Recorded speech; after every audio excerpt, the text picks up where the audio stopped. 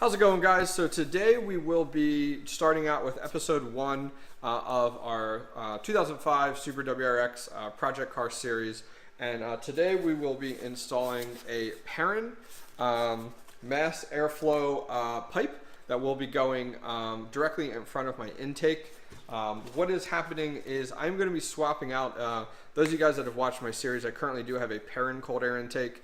And in episode 2, you will see that I will be replacing my Perrin Cold Air Intake with a Cobb short ram intake, with as well as the cone filter box as well. And I'll get more into detail as to why I'm replacing a Perrin Cold Air Intake with the Cobb in episode 2. But to prep for swapping out that Perrin Cold Air Intake, we are going to go ahead and install the mass airflow sensor pipe in there, hook it up to the turbo inlet hose, because we don't have one right now. Right now it is the Perrin, a part of the Perrin Cold Air Intake, and I no longer have the stock piece that is usually installed and in place with the Cobb intake. So today we're going to go ahead and take a look at this.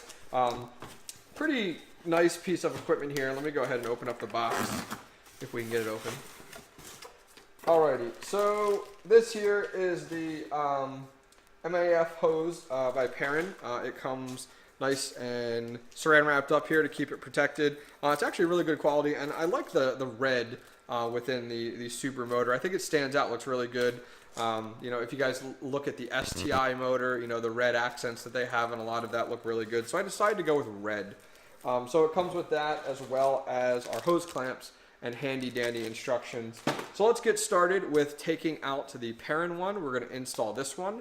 It'll be a short, quick video, and then for episode 2, we will dive into replacing the Perrin Cold Air Intake with the Cobb. Alrighty, so pardon my motor being a mess.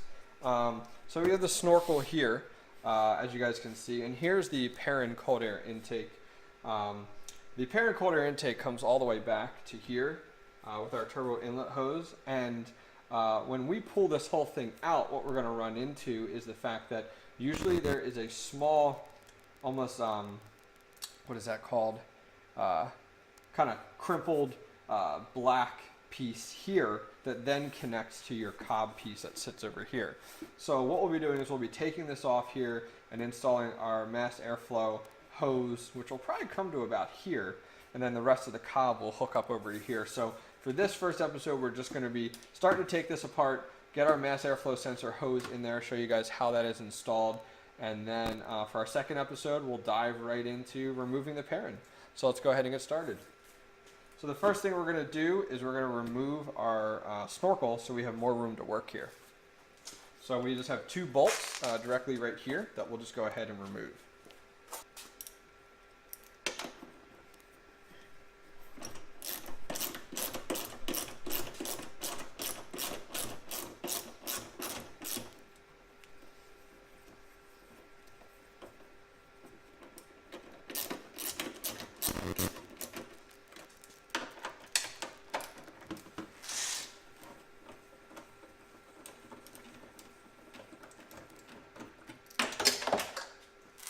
Oh, that's not good. We dropped our screw.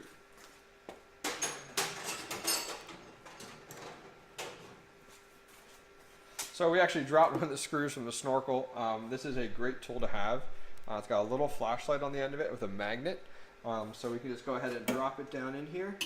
And we dropped it right behind the bumper. And we'll just go ahead and nab it out of there. And there we go. Nice and easy. Alright, so we went ahead and taken out our snorkel here. This is part of the stock piece. It allows between the hood and the car a nice little airway that actually drops the air down into the wheel well on the side of the car. And that is where our current air filter sits. So we can remove that for now. We will reinstall it later. Bump you guys back a little bit here so you can see my face a little bit better. Let me see if I raise it up some. Let's go a little farther down. There we go. Okay, cool. So our next thing that we're going to do is that we are going to disconnect our hose right here. This is the hose clamp. So these are just flat heads that are all held with these hose clamps in here.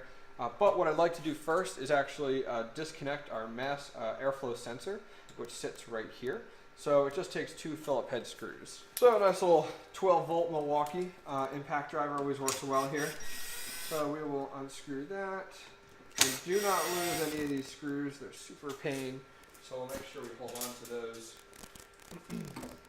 So we're going to go ahead and remove our mass airflow sensor. Make sure not to bump this and keep this safe. So we're just going to put this up here out of the way of everything else there. And now we just have these 2 Phillips head here to go ahead and undo. And we'll unscrew these guys. Just enough so we can get in there. Alright. And we won't be reusing these at all. And I'm going to undo this one right here so we can completely get it out. And undo this one here. And this is the, I think I got this, I don't know, maybe a year ago. The black Perrin Cold Air Intake. I really would have preferred the red, but we went with the black, so not a huge deal. Because the red wasn't actually available at the time, so we couldn't actually try to use that.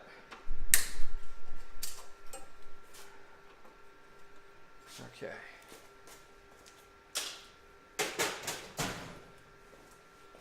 Okay, so we just went ahead and undid these here. We'll go ahead and just try to tuck these hoses out of the way.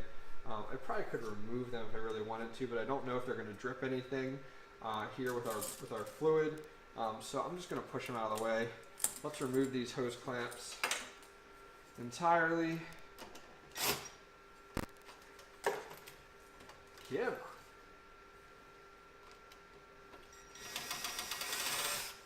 Goodness. It was like stuck to the rubber. Okay, so we'll take off these hose clamps, put them aside. You can never have too many of those. You always use more. So let's do that one. And this one here. There we go. Yeah, it's just like sticking. There we go. Okay, we'll get this one off. And this one off as well. There we go. Alright, so all of our hose clamps are off. We're now going to go ahead and remove this guy here. So it's going to be a little bit harder to get it because I need to kind of push it this way, and I haven't removed the entire cold air intake down in the wheel well yet. So let's see if we can wiggle this enough. There we go, cool. So we're going to remove this Perrin coupler here, as you can see. And we're going to remove this Perrin pipe here. We're going to remove as much as we can because in our next video we're going to have to jack up the car, take off the wheel, and move back the pull back the wheel well to get to the cone of the Perrin Cold Air Intake. So we have removed these 3 parts. Let's go ahead and put them aside here.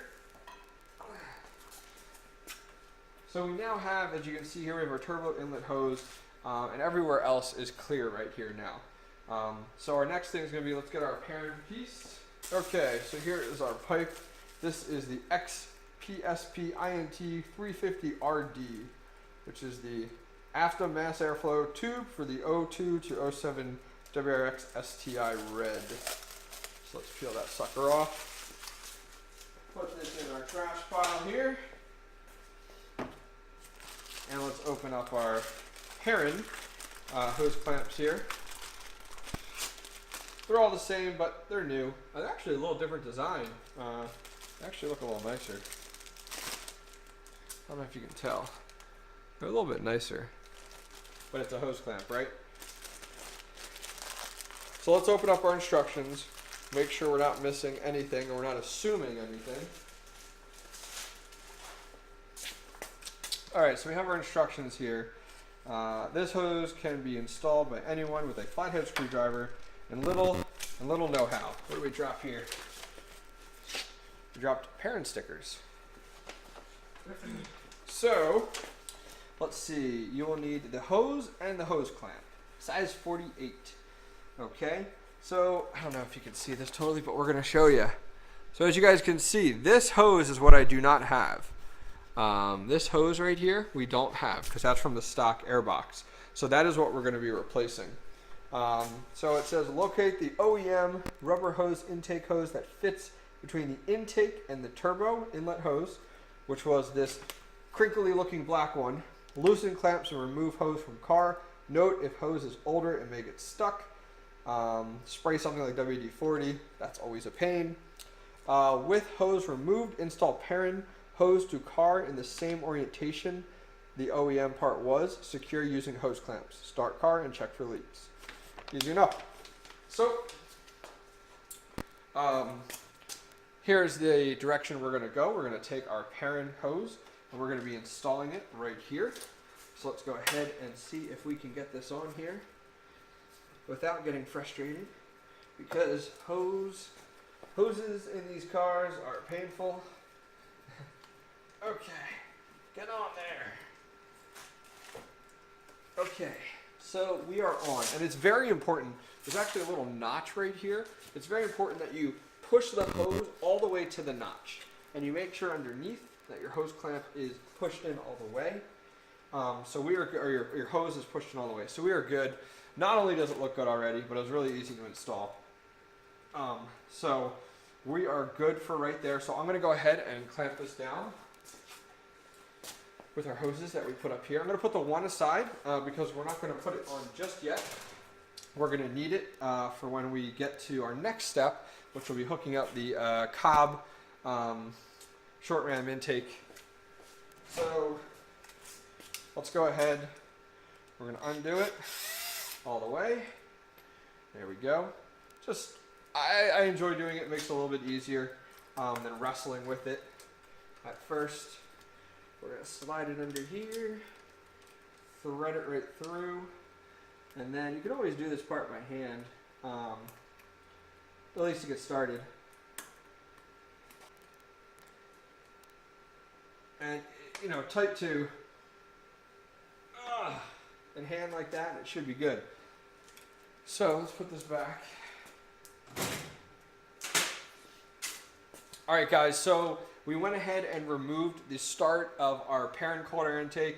Usually you would have your stock pipe here that you would have available to you.